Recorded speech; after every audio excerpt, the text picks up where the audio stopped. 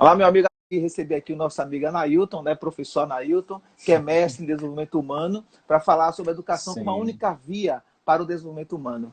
Eu tive a felicidade, gente, de trabalhar com esse cabra aí, né, na Secretaria de Educação, até onde estive na Secretaria, ele cuidando a princípio do nosso Educachico, depois cuidando da formação continuada da nossa rede, onde ele ainda cuida hoje e cuida com grande excelência. Anailton, fica à vontade.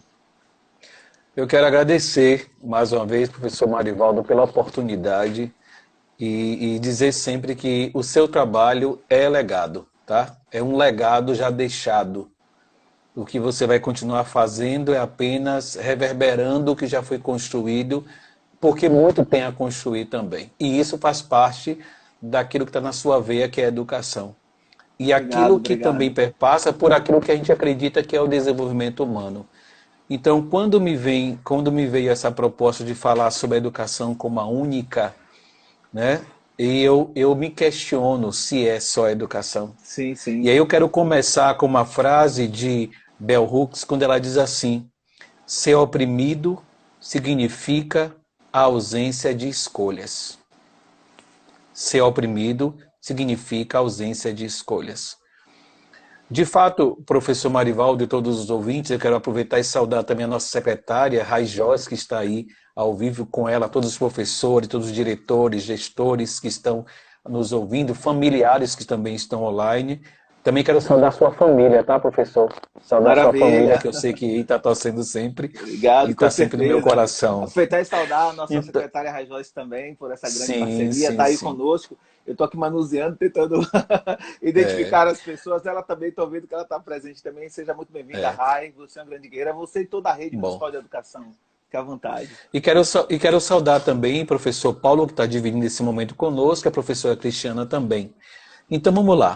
Então eu já disse que o que me move hoje falar com vocês é a partir dessa frase de Bell Hooks, quando ela diz que ser oprimido significa ausência de escolhas. E falar de desenvolvimento humano é também falar dessa possibilidade de ausência de escolhas. Porque a educação sempre, ou melhor, o conhecimento, ou a busca pelo conhecimento, sempre foi algo como base principal para a evolução humana, isso ninguém pode negar. E a educação, portanto, ela acaba sendo apontada, e aí vários especialistas, vários teóricos vão dizer, como a melhor resposta para a resolução de problemas da sociedade. Porque um sujeito que tem acesso ao conhecimento, ele tem uma visão crítica das coisas acima de tudo, ele exerce e tem a consciência do poder que ele exerce e ele ocupa um lugar. Esse lugar é um lugar político, um lugar de decisão, de dizer para onde ele quer ir. Então a educação, na verdade, ela proporciona uma formação para o cidadão, para tornar esse sujeito cidadão. E, portanto, cidadão, alguém que assume um lugar na cidade. Não é alguém que está na cidade, mas alguém que ocupa um lugar na cidade. Então, a consciência gerada pela educação, ela vai promover isso, porque vai tornar esse sujeito consciente do seu papel social, mas também vai potencializar esse sujeito, essa pessoa, para o desenvolvimento dessa sociedade na qual ele está inserido. É também de fundamental importância pensar que a educação ela está como parte do desenvolvimento humano. Eu sei que o senhor fez uma provocação de dizer que era o Sim, sim, único, sim, sim. mas é porque é a base fundamental para o desenvolvimento humano, porque por meio dele, como eu disse, desenvolve-se a percepção da vida e Sim. com isso abre muitos horizontes. E é comum que a gente E a considere. educação para Se além desse diga, conceito de escola, né? E a educação para além desse sim. conceito de escola. Pronto, perfeito. Até porque é comum considerar que a educação ela é o primeiro espaço e passo para reduzir as desigualdades sociais que a gente tem na sociedade. Portanto, a gente vai acreditando e sabendo que a educação ela é o motor de uma sociedade, porque, como a gente já mencionou antes, ela torna o indivíduo capaz de desenvolver-se intelectualmente e, consequentemente, desenvolver o seu lugar que a gente está falando muito, de Jamila está falando muito agora do seu lugar de fala, Sim, né? sim. Alguém que fala através de porquê de. E isso só se constrói por meio da educação. E outro ponto que eu queria também abordar é que a educação para o desenvolvimento humano acaba sendo de grande importância para que um país também cresça e melhore os seus indicadores, tanto sociais como também os indicadores econômicos. E é neste contexto que a gente poderia falar do Brasil, né? Falar do que a gente está vivendo agora.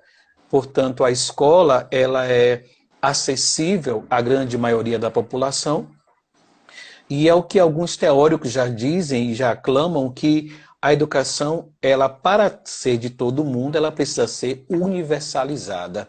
E por isso que a gente fala de uma educação que promove essa universalização, né? Que promove esse direito de todos. Porém, falar de educação e não falar de qualidade da educação também é antagônico, é contraditório, deixa algo, né? E a gente está falando dessa educação que perpassa pela qualidade e faz com que o sujeito evolua significativamente e que, ao mesmo tempo, ele possa estar vivendo e gozando do investimento que o Estado é capaz de fazer para ele. Quando eu falo desenvolvimento humano, professor Marivaldo, aí a gente vai pegar numa situação delicada que o senhor provocou. E eu gosto de ser provocado. Né? Então, falar de educação como único... A educação, antes de tudo, é a provocação ao ser humano, né? Para a construção, superação, né?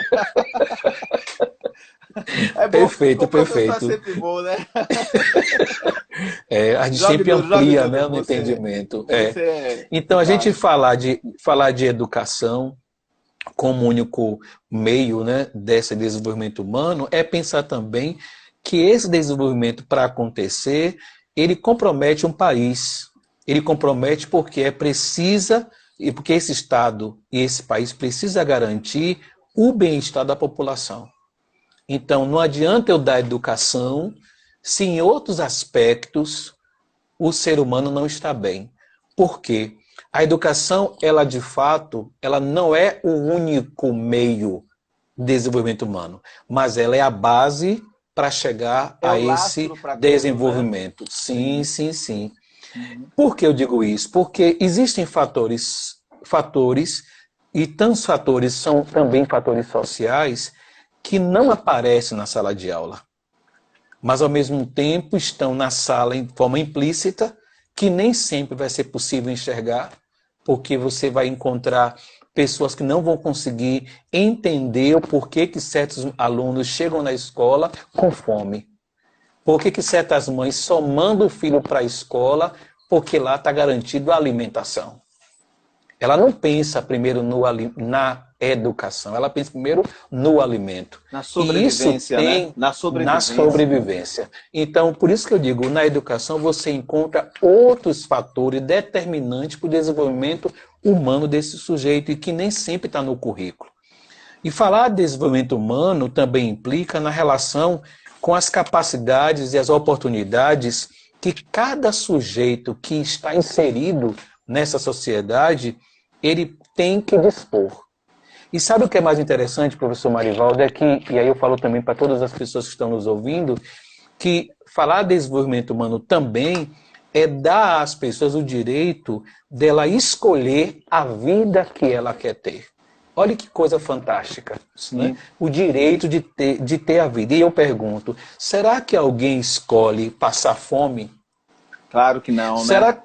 Será que essas pessoas estão escolhendo ficar nesse momento agora sem ter um capital de reserva ao ponto de precisar desse auxílio emergencial? Alguém planejou ficar nessa condição? Alguém planejou ficar durante a história proibido de estudar? Proibido de ter acesso à educação? E uma coisa que eu queria chamar a atenção também, por exemplo, agora nós estamos vivendo um momento em que em vários estados está se escolhendo quem vive e quem morre. Quem dá seguimento à vida, né? Então, assim, entre um idoso no hospital e um mais novo, a quem vai se colocar esse aparelho respiratório?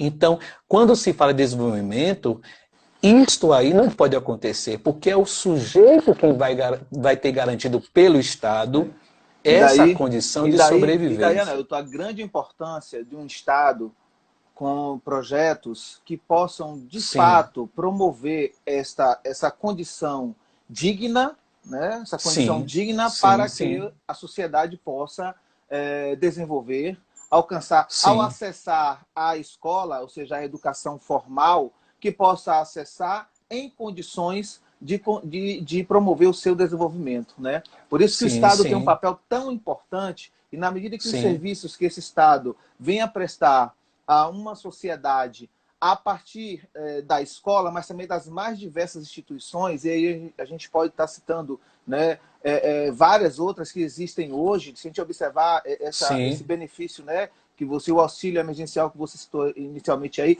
é uma das ações de Estado que visa dar à sociedade o acesso ao mínimo da dignidade, né? E sem esse mínimo é impossível a criança chegar na escola, por exemplo, e conseguir estudar, né, ter acesso à educação formal, como o filho de uma classe média que acessa a escola formal, sendo bem alimentado, enfim, né?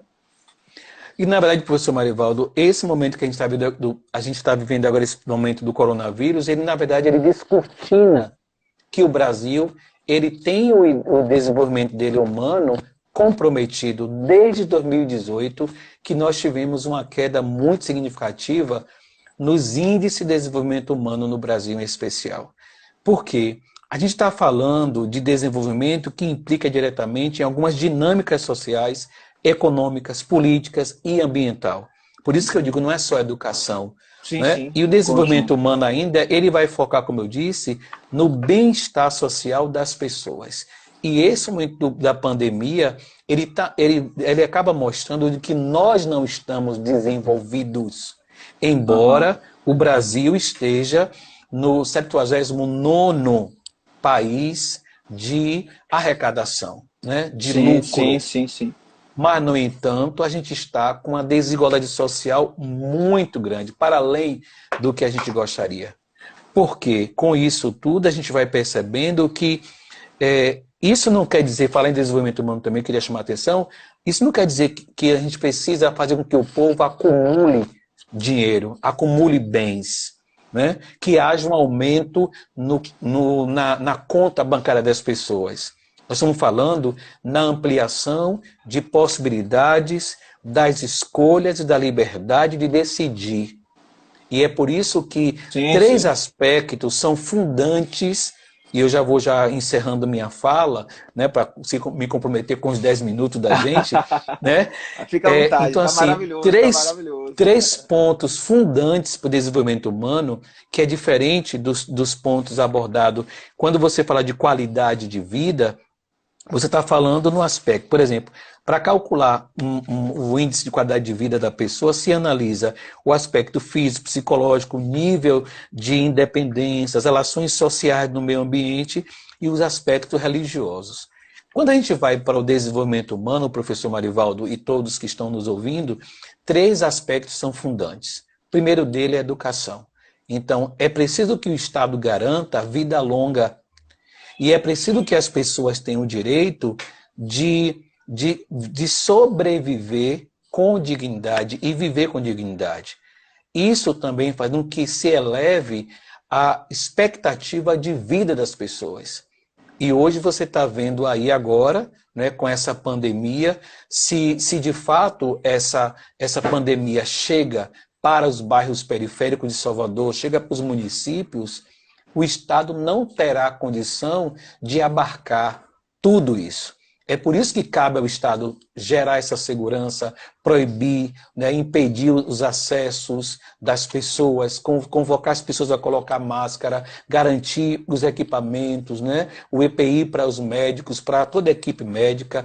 É preciso chamar a atenção, educar. O Estado como grande articulador, Anailton, desta ação educativa, né? E aí, mais uma vez, nós temos a educação, e a educação que não é escolar, né? É o Estado, mais uma vez, orientando, na medida em que o Estado toma decisões através de decretos e estabelece, impõe à população determinadas condutas, esta é uma ação educacional para a população. Sim, com certeza. De saúde, o cuidado com a saúde. Perfeito. Né? Por isso que quando eu comecei a nossa live, eu falei que a educação, falar de educação é falar da humanidade. Porque todos os atos implicam diretamente na educação, envolvem diretamente com a educação.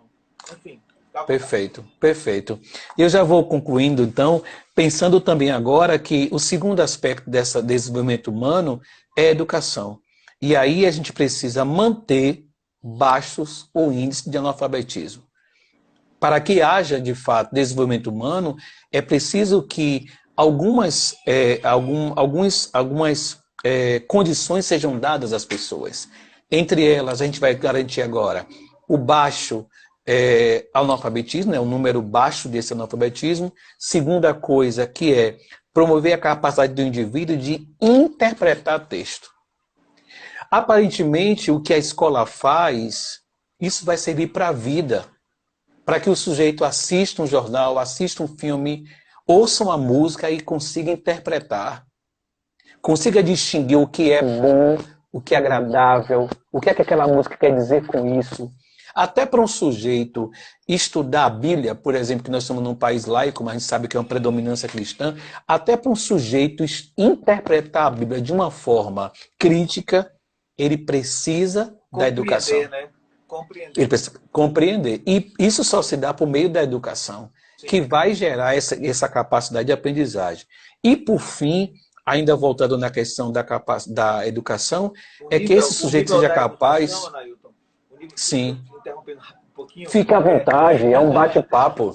O nível da educação vai, inclusive, estabelecer a lente com que o sujeito, né, vai ver o mundo, vai ler o mundo. Né? Sim, sim. Porque sim. Ele pode ler e interpretar de uma maneira positiva ou de uma forma equivocada. Né? Sim. E aí dizem que é uma brincadeira, obviamente, que a diferença entre do remédio para o veneno é a dosagem, né? É como sim, se utiliza, sim. né? Então, sim, assim sim. é o conhecimento e assim é o processo de verdade. conhecimento. Fica à vontade. Verdade, é verdade. Então, assim, o conhecimento entra aí, a educação entra aí, porque ela vai gerar liberdade aos indivíduos, autonomia e autoestima. E a gente não pode negar, eu vou tentar me segurar para falar isso daqui a pouco, eu não vou falar agora não. Né? Mas a outra coisa que eu queria chamar a atenção é a renda. Então, eu estou falando de saúde, educação e renda. A renda é essencial, por que é essencial? Porque ela vai dar a condição para que o sujeito ele tenha suas necessidades básicas atenuadas. Pelo menos isso. E a partir daí que eu estou dizendo o quê? De água, comida, a moradia pelo mínimo. Sim. E ao mesmo tempo, a gente vai dar a esse sujeito a oportunidade de fazer escolhas. E aí eu tenho que falar e admitir que nós somos um país que historicamente, aí eu vou voltar a reforçar uma coisa que eu nunca deixo de falar, a gente não pode negar, que esse país, ele reflete ainda hoje um racismo estrutural muito grande. Porque nós estamos chegando à 7ª geração após a abolição da escravatura. Sim. Então nós só temos 131, vamos fazer agora, 132 anos que nos foi legado o direito de sermos vistos como pessoas. Então a gente está falando de uma luta histórica e de uma Constituição que só de 88 para cá, ela vai dizer para a gente no papel que todos são iguais perante a lei. Mas no dia a dia, na forma das relações, ainda isso não acontece. Há uma distância. E é por esse motivo que esse desenvolvimento humano, ele de fato fica comprometido, porque você não tem uma saúde onde as pessoas tenham uma expectativa de vida garantida, como agora a gente está vivendo agora, muita gente morrendo por falta de assistência, gente indo para o hospital e tendo que ficar lá de fora porque o hospital não vai abarcar. Então isso é falta de desenvolvimento humano. Você tem uma educação onde nem sempre as pessoas podem dar conta disso que você tem. A gente sabe da EJA, como a EJA está disponível para a população, mas a população não consegue dar conta desse lugar de poder, que é o saber. E, por fim, a renda. Então, você tem uma grande massa numa situação de vulnerabilidade e que, de qualquer forma, está vivendo sem uma renda. E vai estar na informalidade. São lastros fundamentais, né? São lastros fundamentais para que a educação formal possa ocupar, né, e promover, né, essa tão sonhada transformação de uma sociedade. Né? Perfeito, perfeito. E aí eu vou concluindo dizendo somente isso, né? Que para a gente falar em desenvolvimento humano, a gente precisa considerar que o país ele tem uma parcela da população que, segundo as pesquisas que são feitas, 10% das pessoas mais ricas desse país concentram 41,9% da renda total entre os brasileiros. Entende? Uma boa 10%. fotografia do que é o nosso país, né? Entende? Então, como é que você fala de desenvolvimento humano? Como é que você fala de desenvolvimento humano? Se você tem garantido apenas para esses 10%, 41% da arrecadação. E, justamente, o restante fica para toda a população. E aí, historicamente, dependendo de onde você vem, isso vai ter um peso. Aí eu concluo dizendo que coronavírus, professor Marivaldo, nesse momento, ele só veio também para desvelar que a gente está longe de um desenvolvimento humano digno conforme a Constituição. E é por esse motivo que eu vou voltar a dizer, a saída e a solução está na educação. Porque por meio dela, os sujeitos não vão acreditar de que esse auxílio-benefício é um benefício, é um direito. Uma vez que me foi negado historicamente aos meus ancestrais o direito de acesso à moradia, à casa, à segurança, né, à assistência social, à previdência, cabe ao Estado, então, portanto, garantir isso. E o Estado só vai fazer isso uma vez que a população reivindica e se posiciona. Se a população não tem conhecimento, ela não se posiciona. Se não se posiciona, agrada muito ao sistema. Isso. E aí a importância, Nailton, da presença de instituições outras, que não apenas um único braço do poder público, porque passa também a exercer um papel de motivador dessa sociedade para a busca dos seus direitos. Né? A gente vai observar que, assim, e aí eu posso falar de diversas instituições, entre elas o próprio Ministério Público, né? Entre suas diversas instituições, que tem esse papel também de representar juridicamente a sociedade, mas também de educar essa sociedade, né, no sentido de buscar reivindicar do poder público, né, dos gestores públicos, o cumprimento com a sua obrigação e, assim, essa arma tão poderosa que é a educação possa cumprir, de fato, o seu destino na vida do sujeito, né? Porque o destino da educação é transformar, é emancipar. Mas, como você muito bem pontuou, são muitos os entraves que terminam, eu diria que, atrofiando os passos largos que a educação poderia dar rumo ao desenvolvimento pleno de uma sociedade. Sim, perfeito. Então, professor Marivaldo, eu agradeço a atenção, agradeço a oportunidade, certo? E quero agradecer mais uma vez a toda a nossa ancestralidade, porque nós somos sujeitos, enquanto homem preto que somos, referência para que outras crianças possam entender que nós podemos fazer a diferença nesse país. E falamos do lugar de alguém que vem com a trajetória, que passou por toda a deficiência que esse Estado promoveu ao longo da nossa história. Né? Toda a deficiência de assistência do Estado. Né? Então, chegarmos onde nós estamos chegando, né? E aí somos 4 professores negros, né? Eu, você, Cristiana e o professor Paulo Gabriel, 4 professores que vêm de um lugar, né, comum, né, que passa pela escola pública, que passa por toda a deficiência de assistência que o Estado termina nos dando ao longo do processo histórico, e por isso nós somos sobreviventes, não tenha dúvida, somos guerreiros, sobreviventes e vencedores, né, numa caminhada como essa, até porque essa deficiência de assistência do Estado na formação de uma sociedade não é coisa de agora, né? É histórico, se a gente pegar desde... De jeito nenhum, desde 1500, quando os portugueses aqui chegaram e começaram toda a sua caminhada, né, de construção de poder público e Estado no nosso país, houve sempre uma negação a esta população de onde nós somos oriundos, que somos a população que veio do continente africano e aqui foram escravizados para trabalhar no sistema econômico do nosso país. Então, nós somos verdadeiros guerreiros e vencedores e, portanto, nós somos exemplos, né, para uma sociedade, para as nossas crianças, que também percebem em nós um exemplo de... Esse referencial. Eu tenho visto aqui, tem várias intervenções, contatos, o pessoal fazendo vários comentários, né? E a gente, assim, não dá para ir falando um a um, mas, assim, muitas intervenções legais, muito interessantes, Anailton, né? Porque a educação é isso mesmo, suscita essa diversidade. Eu sempre digo que a educação não é o lugar do silêncio. A educação é o lugar da discordância, do questionamento, né? E da construção deste grande mosaico, né? que é a sociedade humana. Né? Porque o que está posto é o que nos foi negado. Então, poder discutir, repensar nessa educação é ocupar lugar, ocupar espaços. E eu agradeço mais uma vez a atenção e que a gente continue lutando. Marielle sempre, Lula livre sempre. Um abraço, gratidão mais uma vez, viu? Um abração aí. Obrigado de coração. Eu que agradeço. Eu sei que valeu. Você hoje já veio de um dia de outras lives, então você sim, tá sim. Né?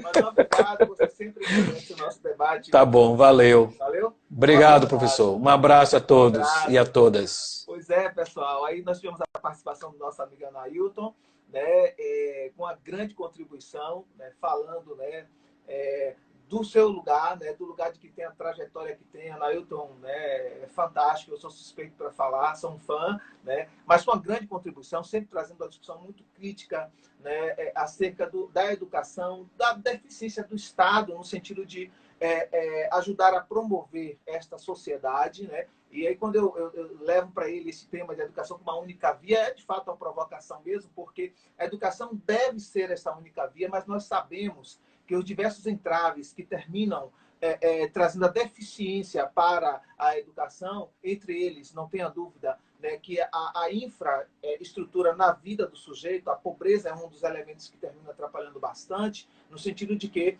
o estudante que chega na escola com fome, obviamente que ele não consegue estudar, ele não consegue alcançar da mesma maneira que o estudante que chega alimentado na escola. Mas dando continuidade ainda a essa nossa live, né, que já teve aqui um blackout com a parte tecnológica, eu quero aproveitar e convidar, né, os nossos trazer mais convidados à nossa live. Eu vou puxar agora a nossa amiga Cristiana Ferreira, que em seguida eu vou abrir espaço novamente para puxar, além de Cristiana, vou puxar Paulo Gabriel, depois Anailton novamente. Eu vou puxar a Cris aqui, que é a nossa diretora pedagógica da Rede Municipal de Educação de São Francisco do Conde.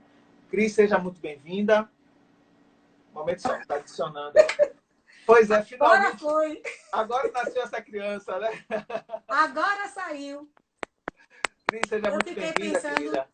A nossa live aqui, nesse dia tão importante para a nossa sociedade, eu diria que a sociedade mundial, né? Não somente a nossa São Francisco do Conde, região, mas é mundial, porque a educação na verdade, está onde está a sociedade humana. Né? Eu sempre gosto de trazer essa provocação, porque a gente tem um hábito de pensar muito a educação pelo viés apenas da educação formal, escolar, e a gente sabe que ela vai para muito além disso. Né? E aí eu provoquei a Anailton aí com esse conceito de educação como a única via, e ele também, como o professor, traz a provocação, né? Traz a pimenta para o debate, e agora te dá continuidade com sua ilustre presença, né? Falando para a gente. Né? Como... As professoras que já estão acostumadas a fazer a live, aí fica, Fernanda, Cris, faz não sei o quê, Cris, não sei o quê. É ótimo isso. Orientando ao vivo. Cris, baixe mais um pouquinho sua câmera, Marivaldo, vira. E eu acho que é muito isso, né? Eu acho que a gente começa também agradecendo a oportunidade, porque nesse cenário a gente acaba se reinventando mesmo, né? Fazendo live, aquelas coisas todas, né? Agradecer a você, e eu fiquei dizendo, não tinha como recusar o convite desse amigo, né? Eu fico dizendo, eu te agradeço. É um amigo muito antigo. Eu digo, Paulinha não tinha nem nascido ainda, que a filha mais dele. Ela e nós já nos conhecíamos. Tá aqui ao lado aí, figura. Coisa boa, manda beijo para eles. Valeu. E Anailton, que é o meu amigo de conversas rendidas, e virou o rei da live, porque faz live a perder de vista, né? E professor Paulo Gabriel, é uma honra. E aí eu disse, hoje eu vou falar uma coisa para o professor Paulo Gabriel, que eu nunca tive a oportunidade. Aliás, já encontrei diversas vezes e nunca falei. E eu acho que é importante, eu acho que a pandemia vai mostrando algumas coisas para a gente. O meu muito obrigada, a minha gratidão, porque quando eu vejo o senhor, eu lembro muito da Unilab. A Unilab está na nossa cidade, porque o senhor correu muito. Eu vi esse parceirão, Cris, parceirão. Eu acompanhei esse movimento, parecia que ele estava colocando a Unilab na cidade dele, né? Era uma garra, uma luta para que essa Unilab foi para lá. Então, professor, a gente não vai ter como lhe agradecer nunca. Nossa eterna gratidão, né, Cris? Nossa, eterna gratidão. Com certeza, eterna gratidão. Eu sempre digo, Cris, que as pessoas não sabem, né, o que está nos bastidores e toda a luta que foi para nós termos a Unilab São Francisco do Conde, porque nós enfrentamos estruturas poderosas, né? Sim. E aí é importante dizer que esse cabra aí, o Paulo Gabriel, depois de ter feito, eu sempre digo, o Paulo é um construtor, né? Um eterno construtor, depois de ter enfrentado uma luta para criar uma universidade federal no recôncavo da Bahia, que é o FRB, né? Paulo foi esse articulador, ele conseguiu articular 5 cidades e criar aí uma universidade multicamp. Ele, quando finaliza isso, se torna reitor da UFRB, inventa a Unilab São Francisco do Conde, né?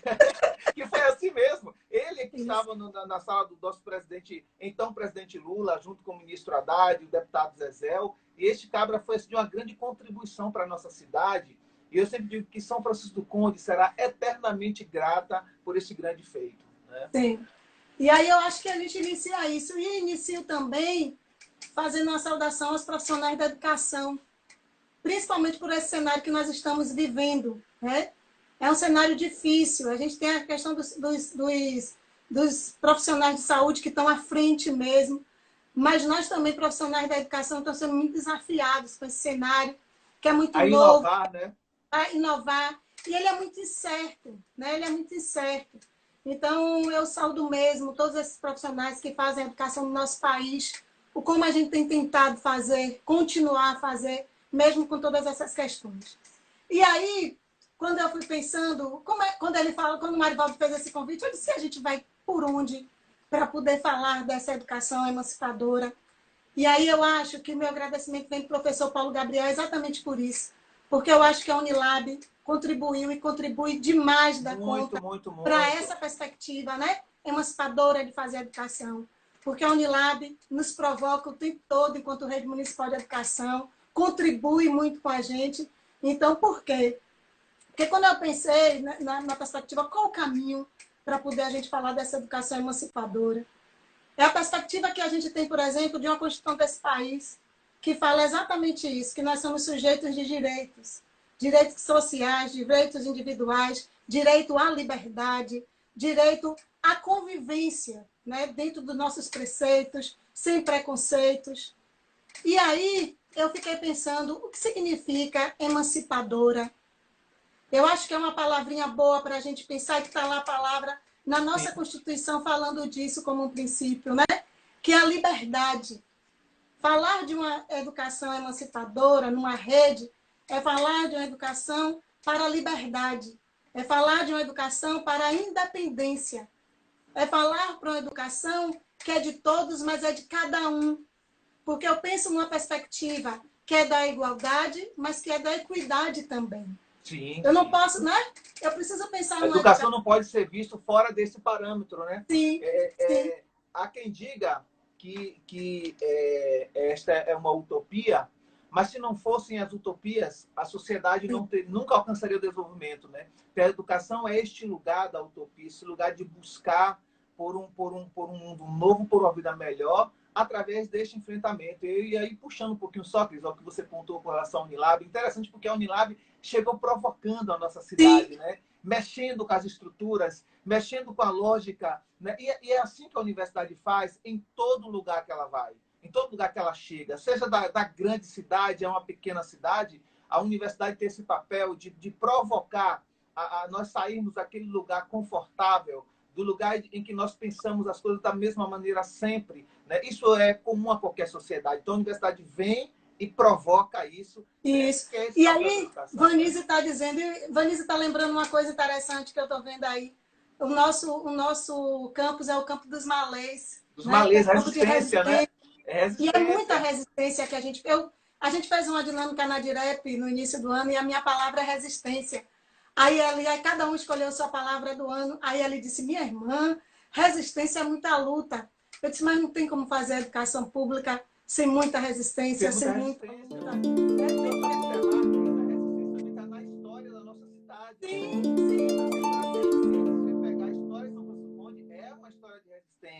né?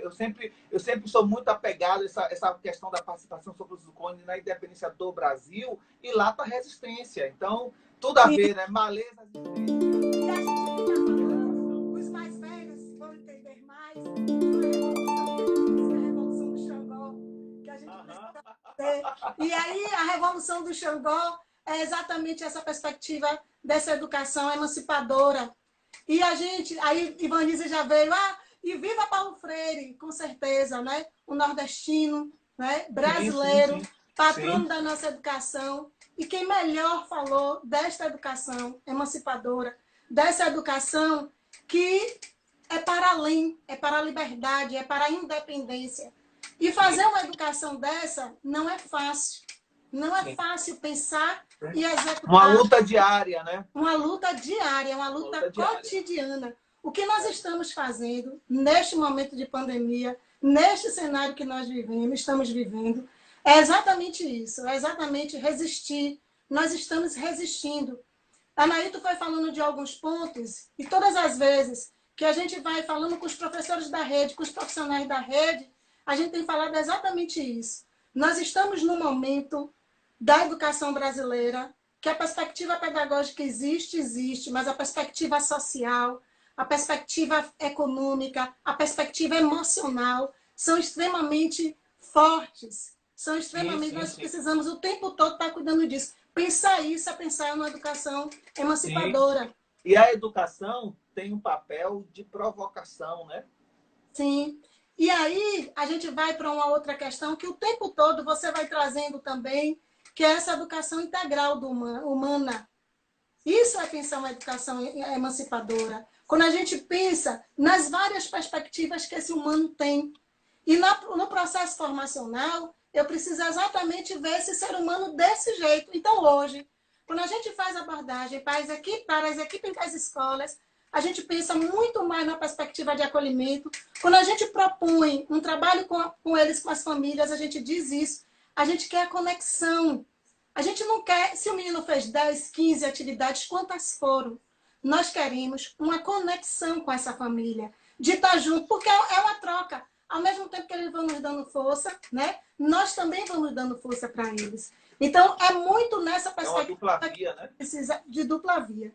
E aí, Paulo Freire, né, com toda a sua sabedoria, rompe com a educação bancária, né? E vai exatamente falar dessa educação libertadora.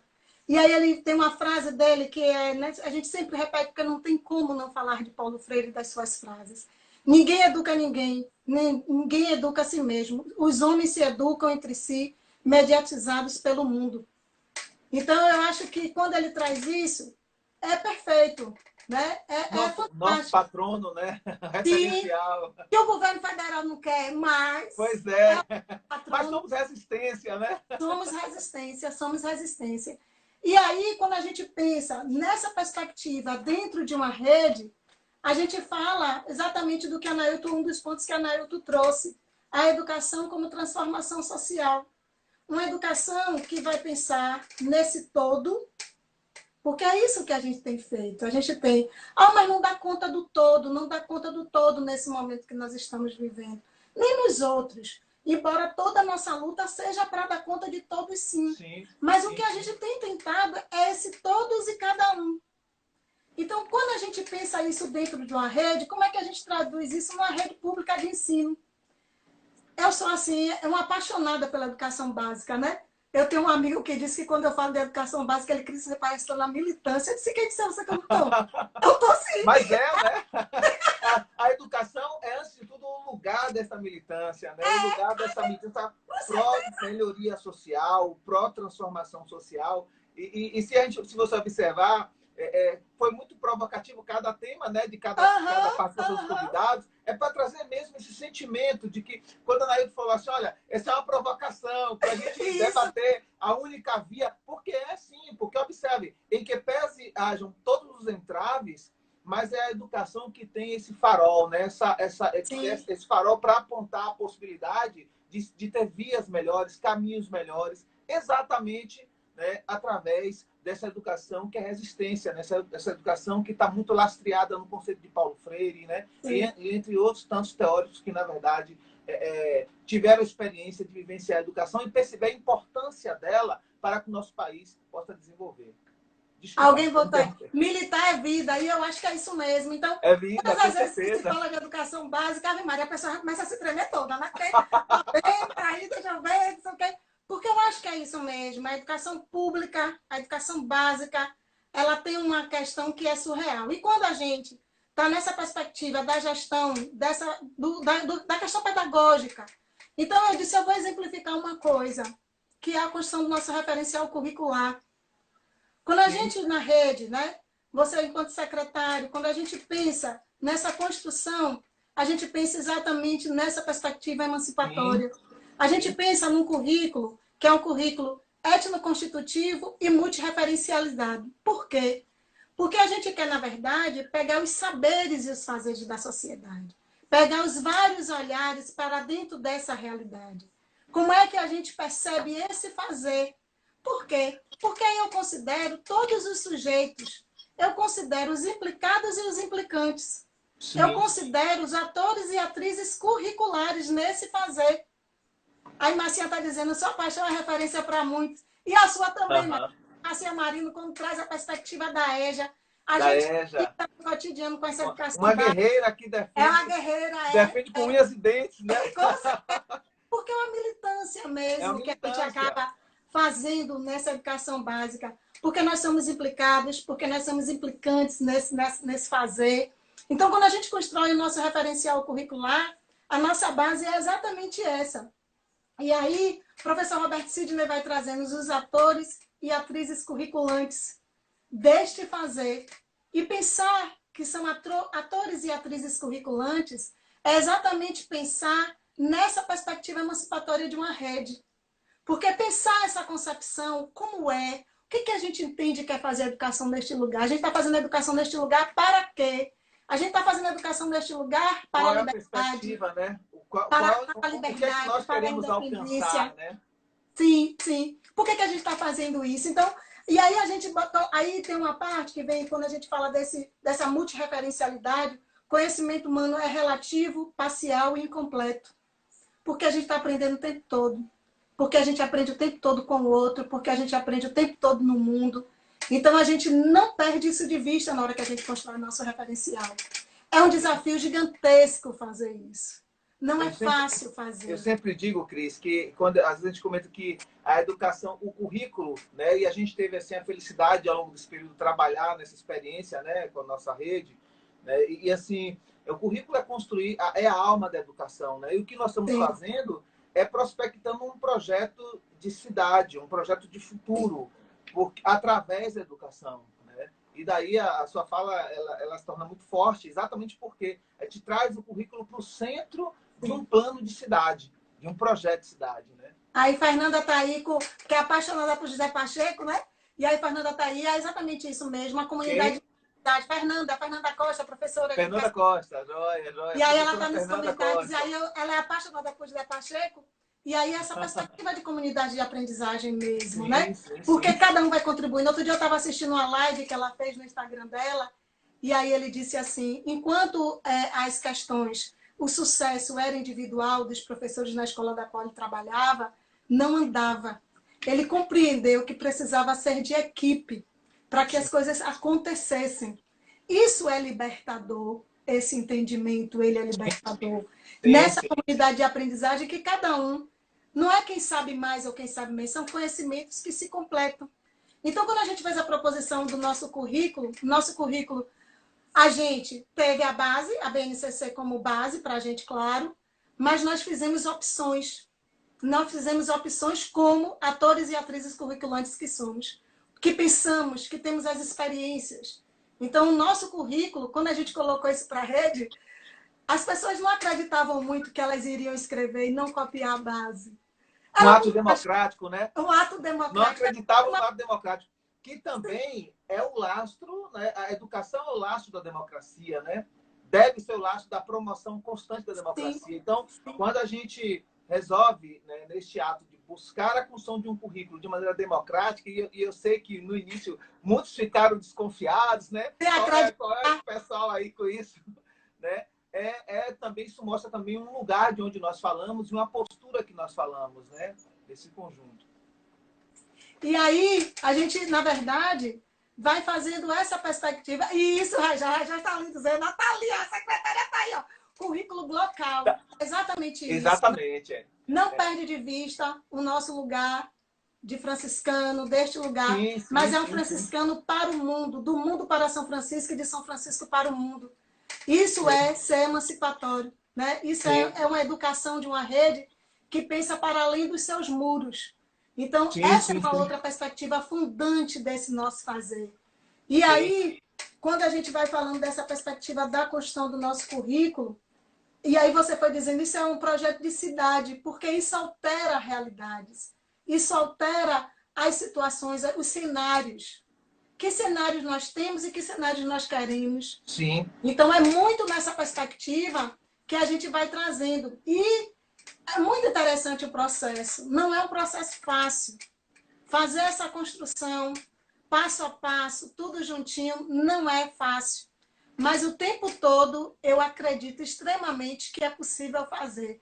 A gente vai, a gente volta, erra, acerta, ouve o que não quer ouvir, para refletir, porque você não tem a sua verdade.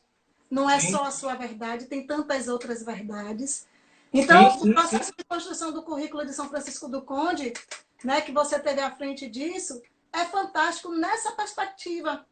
Nessa perspectiva, porque a gente ouviu os outros. As pessoas, os professores, os profissionais da educação tiveram a oportunidade de dizer que ciências nós queremos, como é que a gente quer organizar isso, de pensar, de dizer não. O estudante, né? Não. O estudante, numa experiência tão nova, porque a escuta, em que pese a educação escolar ela seja feita para o estudante, há uma prática histórica, como diz o professor Roberto Sidney, né? Feito sem o estudante e às vezes contra ele, né? Contra ele, e o profissional da educação isso, também. Isso. E o que nós buscamos fazer foi exatamente um currículo com a participação dos nossos profissionais da rede e também a escuta aos nossos estudantes. E te confesso, Cris, que naquela experiência, né, que nós vivenciamos juntos, assim, para mim foi muito enriquecedor a escuta ao estudante, porque, por vezes, nós, professores, temos a velha mania de achar que nós sabemos, nós temos consciência do todo, e o estudante vem de lá para cá e te pega de surpresa, né? E fala assim, olha, isso que você acha que é fantástico, para mim o fantástico é esse outro. Não, olha no YouTube assim, aí. Pois é, exatamente. Olha no YouTube que você vai saber como é que é.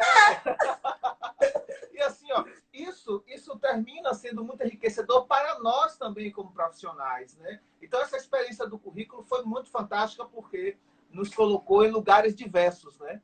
Vai ficar à vontade. Lília está dizendo aí, Lília está dizendo tudo siri na lata, tudo siri na lata. E a gente está criando exatamente o Dendê. Mas aí, uma vez no Instituto, no conselho de classe, esses meninos daqui são muito ousados. Graças a Deus, professor. A gente está um pouco ousado mesmo. Precisa ficar mais ousado, mais ousadia, professor. Eu ainda estou achando pouca, porque precisa ser uma ousadia com fundamento. Exatamente. Mais ousadia, eu prefiro que eles sejam. Precisa vir para cima mesmo, né? Aí Lília está ali, siri na lata. Sofia também falou do local. E eu acho que a Dani aí, ó, siri na lata. Cadê a Dani? E a gente faz educação para isso mesmo. Quando a gente fala de educação para a independência, uma educação para a liberdade, é uma educação que o outro se posiciona assim, é uma educação que o outro sabe dizer, ó, é por isso, porque eu penso desse jeito, porque pode ser. E o outro vai refletindo. A gente só vai aprender a dizer melhor. Sim. E essa troca, Cris, que faz, que produz, na verdade, a riqueza de uma sociedade, né? Porque, como você bem pontuou, essa inquietação, essa reação, quando também fundamentada por toda uma formação, né, escolar, consciente, crítica, não tenha dúvida, o caminho é uma sociedade, uma cidade melhor. Portanto, essa insurgência, né, porque nós temos uma tradição histórica medieval, cristã, de entender que os comportamentos de insurgência e questionamento terminam sendo negativos. O contrário, na verdade, toda a sociedade que questiona, que reivindica, que cobra, que se posiciona, ela constrói um caminho diferente, um caminho melhor, e dar ao poder público também uma postura de alerta, de atenção Sim. maior com as decisões a serem tomadas, né? Eu estou vendo aqui uma galera interagindo. Interagindo, é Dani, Luiz, professor, ela Daniela Calmon, a galera, ousadia a nossa secretária necessária. Rajoyce, Neidinha, Márcia Marino, nossa eterna guerreira em prol do EJA, né? Joane Sim. também, Regina Lúcia, essa guerreira também da nossa cidade. Enfim, uma galera enorme aí, né, participando, Sim. Jaciara, Léo Gomes, uma turma enorme nossa interagindo, né? E Aí participando ela dessa está dizendo nossa aqui, live. lembrou de Nia Rosinei, que era a diretora do Monte, e Rosinei também. sua valorização pelos alunos questionadores. E aí a gente não tem que ter medo disso, porque eu acho que esse currículo ensina isso para a gente. Nem sempre Sim. porque o outro faz um contraponto ao que eu estou trazendo, ele é contra mim. Então, isso é uma grande questão. Nós estamos aprendendo também, nós mulheres negras, e a educação tem feito isso, é que nós precisamos nos posicionar. Ó, Júnior, meu irmão, tá aí, que ele já falou não sei quantas horas, meu irmão, já lhe vi. Grande abraço, Júnior. Aí, o que, é que a gente precisa? Pensar que essa mulher negra tem voz e vez, tem fundamento falando. A educação que a gente faz, quando a gente pensa nesse currículo étnico-constitutivo, é muito nesse sentido. Então, o outro, quando ele traz um contraponto, ele não está contra mim, ele está ali para contribuir. Quando a gente pensa, tá? A discordância constrói, né? Sim, sim, constrói, porque me faz refletir. Eu posso depois pensar com esse outro junto. E eu vou finalizar agora, porque a pessoa nem vai falar. Não, fique à vontade. Pode ficar à vontade, tá maravilhoso. E aí, assim, quando... Você sabe que eu sou seu fã, né? Joga por aí. Idem. Você sabe que quando... Aí eu disse assim, a gente está falando desse currículo. E aí, como é fazer esse currículo? Então, quando a gente vai para a proposição dos diálogos virtuais, é um momento de viver exatamente isso, com esses atores e atrizes curriculantes. A nossa orientação foi o tempo todo de que as proposições precisavam vir com os professores, proposições coletivas, do que era possível fazer, que não era para fazer pressão com o professor, com o coordenador, que a perspectiva era a gente. A Darlan está danado perguntando o que é que muda com a pandemia na educação básica. A Darlan, eu acho que a gente está muito propositivo, exatamente, pensando várias coisas. O nosso não cenário... dá para mensurar ainda, né, Cris? Ainda não. Ainda não dá para mensurar. Todas as vezes que a gente foi falando dos diálogos virtuais, a gente ia dizendo, nesse primeiro momento, acho que muitas pessoas não entendiam por que a gente dizia nesse primeiro momento, né? Porque é tudo muito novo, então precisa respirar, precisa ver o que está acontecendo. Agora, Antônio Nova, outro dia assisti uma live dele, e ele disse assim, a gente só não podia paralisar e deixar de fazer alguma coisa precisava ser feita por esses meninos e meninas, por esses jovens, por esses adultos, por esses adolescentes. A gente precisava fazer alguma coisa por eles. Então, eu acho que foi muito isso. E é lindo a perspectiva quando a gente vai falando dos diálogos virtuais, e eu vou pensando no currículo multireferenciado e étnico-constitutivo, porque a gente vive na prática hoje ele. Porque, assim, outro dia a gente fez uma videoconferência com os diretores do Fundamental 2 e Nalvinha teve uma fala que eu achei fantástica. Ela disse, não se teve interferência na forma que a gente queria proceder com os nossos alunos e as famílias. Todas as formas que as escolas fizeram, elas foram acatadas.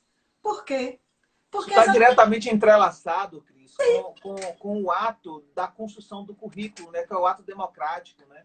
Sim, porque senão a concepção da gente vai por água abaixo. Sim. Se a gente não acolhe o que o outro está trazendo e podendo acompanhar e contribuir com isso, não adianta escrever lá aquelas coisas todas, não adianta falar de uma educação emancipadora, porque se eu quero impor o que ele diz, o que eu quero, o que eu acredito, né? A forma que eu preciso ser, que às vezes pode não ser a melhor.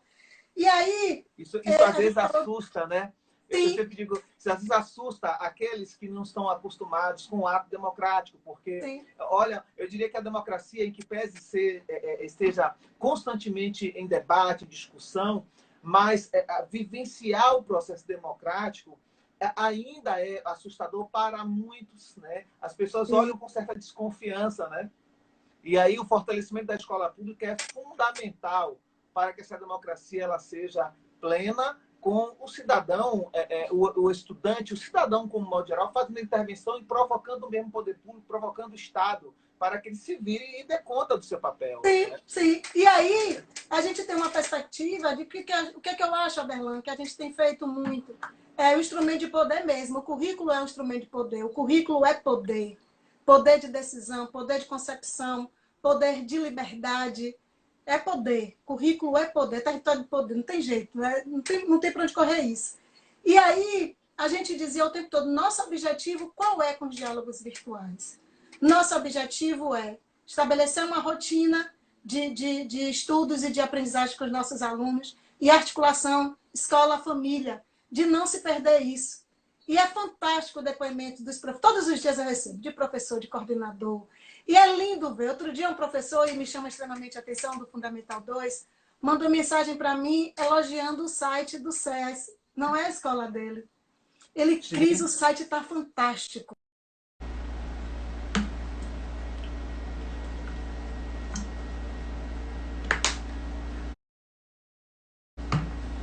Bom, pessoal, vocês estão pelo Facebook, nós tivemos algum problema aqui com a nossa internet novamente, o Instagram dando pau aqui. Eu vou tentar puxar novamente pelo Instagram. Cris estava falando, deixa eu puxar aqui.